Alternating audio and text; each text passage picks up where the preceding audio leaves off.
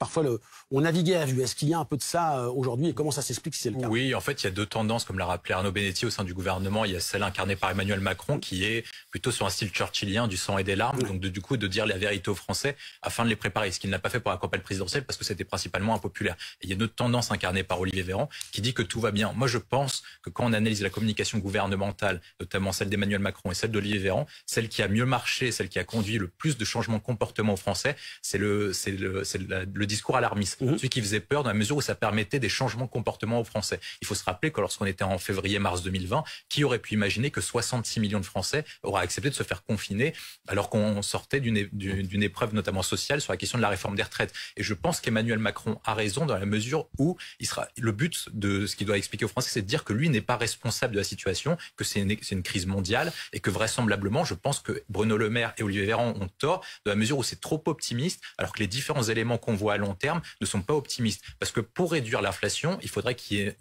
un surplus de production. Où est-ce que peut venir ce surplus de production? Pas vraisemblablement d'Europe, pas vraisemblablement des États-Unis. Et la Chine doit encore affronter la crise du coronavirus, notamment dans certains endroits très productifs comme Shanghai et Shenzhen. Donc est-ce qu'il y aura une reprise de la production mondiale? Non. Donc vraisemblablement, l'inflation va continuer à se maintenir. Et donc les temps, comme l'a rappelé monsieur le professeur, le pire est à venir encore en matière économique. Monsieur le professeur Bizarre, est-ce que dire que le gouvernement ne doit pas être créant? Ils ont complètement disparu. Il y a les vacances, certes, mais on a l'impression que cette thématique ne leur permet pas d'émerger et de marquer une différence fondamentale. Il y a deux points qui sont clés sur les Républicains. Le premier, c'est qu'ils n'ont pas de président et puis ils n'ont plus de leader depuis la défaite ça devrait changer. De Valérie Pécresse. Et donc, du coup, ils n'auront pas de ligne officielle avant l'élection du président du parti qui doit intervenir en décembre.